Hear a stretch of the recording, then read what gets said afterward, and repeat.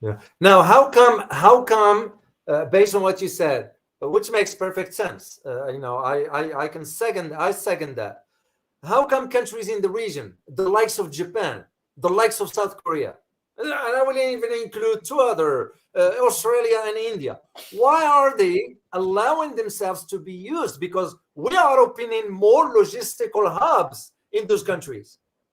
So how So come they are trading with China, but at the same time they're allowing this?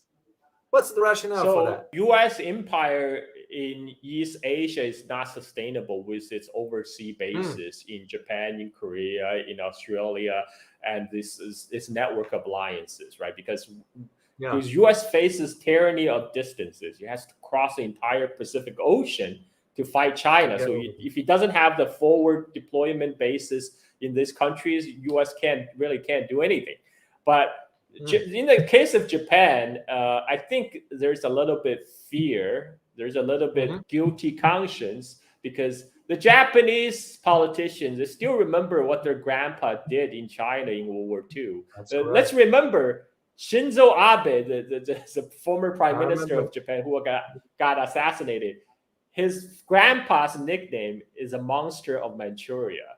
His grandpa Nishi was one of the architects of Japanese colonial project in Manchuria. These dynasties, people say Japan is a democracy, whatever, but Japan has it's been a one Yeah. party rules for most of the post war period, right? And Yeah. a lot of them are the holdovers from the old political dynasty that stretch all the way to the World War II era. Shinzo Abe is an example, and now his relative is still still in the government. These people they fear a rising China because they always fear that China is going to take revenge on what Japan did to them. So even though they don't exactly like US for what US did to them, like the Japanese nationalists still remember they got nuked Yeah. twice, but Yeah. they're like, okay, at least maybe at least the US can save us from a resurgent China. So Ah. that fear.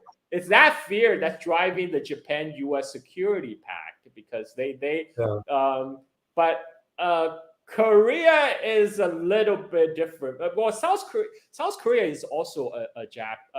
Let's face it, both South Korea and Japan, they're client states of United States. They don't have true Yeah. sovereignties.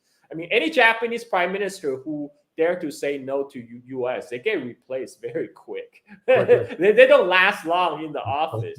So that's one thing. They still have militaries, U.S. military bases on their soil, and two, South Korea, they're facing their issues with North Korea, with DPRK, Yeah. and and so they kind of depend on United States to provide security. They feel like they need the U.S. protection, and because of that, they have to go with whatever U.S. want them to do. These politicians, when U.S. says jump, they say, well, how high? This is why the South Korean politicians allow U.S. to station the THAAD, the anti-ballistic missile defense in South Korea. I South mean, Korea. Yeah. ostensibly that missile system is supposed to deter North Korea, but everybody knew it was there to contain For China. So China. because That's if you place the missiles closer to China, you can shoot the Chinese missiles down, respond faster. And Yeah. this is why China was very angry with South Korea when US did deploy the THAAD system in South Korea. So South Korea, they are kind of got their hands tied because they can't really say no to their master United States either. Um, Now but there's also economic anxiety in both Japan and South Korea too, because even though they did a lot of business in China, their company continued to get a lot of profit in China. But with the rise of the Chinese domestic industries, they're facing Yeah. tough competitors now. Like the South Korean car industry in particular, they are losing their market share in China so quick to the Chinese domestic manufacturers.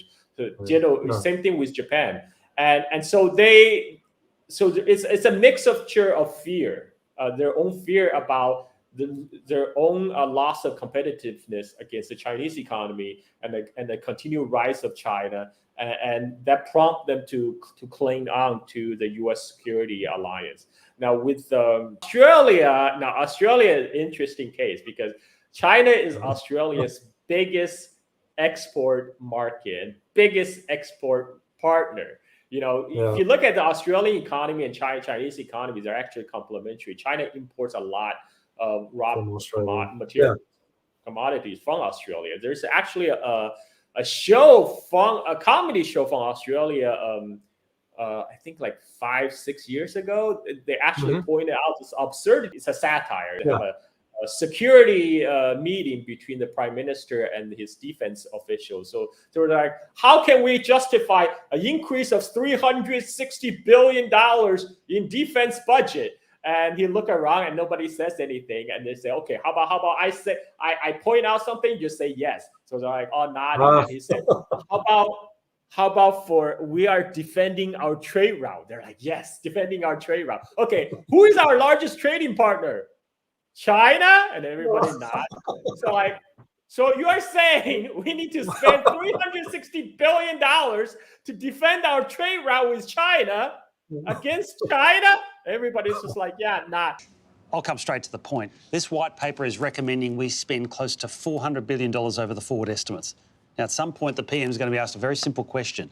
In order to protect us from which enemy? It's so hard to say. 400 billion, pick one. A regional player. Specifically, Colonel. An Indo-Pacific regional player. More specifically? Indo-Asia Pacific. That's broader. Who are you leaving out? Europe? Yeah, I sort of need a country. Or an unaligned player. No, a country. One that might threaten us, just one. Yeah. I wouldn't want to raise tensions. Where? In this room. You know what? I'll name one and you just nod. China. Yeah, okay. And what exactly are we protecting? Strategic interests. Specifically, Colonel? Indo-Pacific strategic Again, interests. Brigadier, really specifically. Indo-Asia Pacific strategic You know what? interests. I'll say it and then you nod. Our trade routes. Yeah. And who is our number one trading partner? Shall we use the nod system? Sure. China? Yeah. So under this scenario, we're spending close to $30 billion a year to protect our trade with China from China. And that doesn't strike anyone at this table as odd?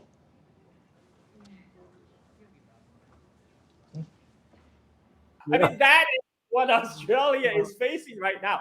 They're being dragged into this because That's funny. Because the United States, because their security alliance with the United States, they are literally going against their own national interest. But again, Australia is unique in a way. It's Australia and New Zealand, they're like the two white settler colonies right next to Asia. So there's always inherent fear of being taken over, of being swamped by like the yellow peril. I mean that's why Australia for the longest time they maintained a white Australia policy, which only accept immigrants from white countries. That was only repealed like a few decades ago. And but there's still fear of this like Chinese or the Asians going to come over and take over Australia, and that plays perfectly into like the Five Eye intelligence. The Five Eyes intelligence agency is a cooperation between intelligence agency of the Anglo countries: United States, Australia, UK, New Zealand, Canada. Right, the Anglo Five. So they kind of stick together because Australia feels like, okay, we have to stick together with the big brother, United States. Again, they're the ones who got our back during World War II. We rely on U.S. for defense against the hordes of Asians to come in to take us over. And so this is Australia's predicament. India is a little bit different because India is it sees itself as a great power. I mean, India is ancient civilization. It's as ancient as China. It sees itself as the inheritor of a great civilization. It sees itself as a great power. But India and China had this thing called the border dispute since 1950, since the founding of the People's Republic and the founding of modern India. They had the border dispute. border dispute was never resolved. In fact, the two fought a war in 1962 for the border, and it's really because China at the time offered to make a compromise in 1959, and Zhou Enlai went to New Delhi and said, "Look, how about let's just make the current border that we each other control the international border. We'll just finalize and make international border." But India did not agree because that means trading, conceding. So China's offer was, okay, because we claim this part of your territory, you claim this part of our territory. Let's just do the swap. We trade our claims, then we just finalize our border because neither side want to give up the territory we already control. We just swap our claim. But India rejected that proposal. So the two sides went to war in 1962. And because that border issue, there's also the rise of Indian nationalism as well, because because India and China, they're inheritor of two ancient civilizations. They're both two of the world's most populous countries. So there's a little bit of rivalry going on when India saw that China kind of pull ahead after very fast. Because I lived in China in 1980s. I remember at that time the Chinese GDP per capita is about the same as India, maybe even a little bit lower. But after 2000, China just took off.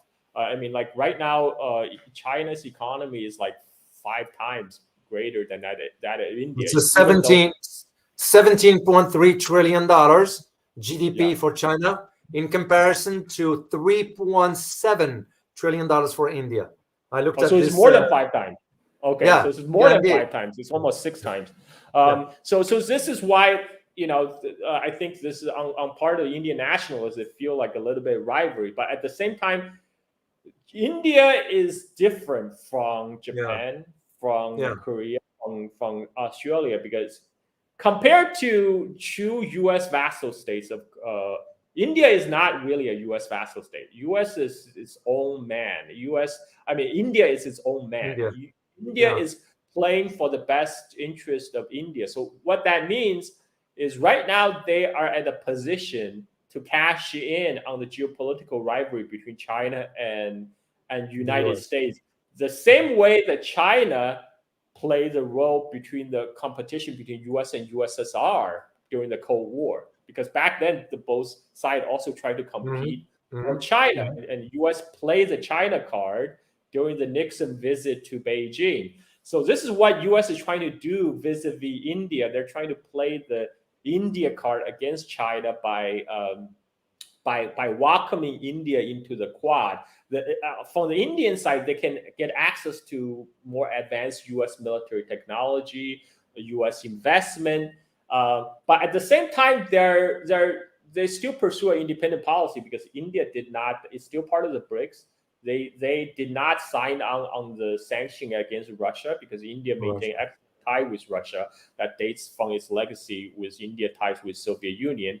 So India is truly playing both sides. They're trying to get the best from the both sides because China also tried to offer investment to India, trying to woo India on its side, away from the U.S. So India can sit on the fence and continually collect goodies from both sides. Geopolitically, India is sitting in a golden position. In this situation, India is very different from Japan and South Korea. Japan and South Korea really don't have much to say in this matter. Whether they sign on the anti-China bandwagon or not, that's decided for them in Washington. And Australia is still a little bit different because they're sort of vassal state of United States, but really they're kind of more like the deputy of the U.S. empire. They're like the deputy of U.S. empire in the South Pacific. Because they also derive a lot, all these Anglo countries, they also derive a lot of benefit for being included in the U.S. empire system, more so than, say, Korea and Japan. They have a little bit more ownership of the U.S. empire system because they're Anglo brothers, whatever. So this is my take on these countries. Well, that's correct, Star. or something else. That is correct. Yeah. Except I have to push back again, not push back, rather, but just to extend the conversation regarding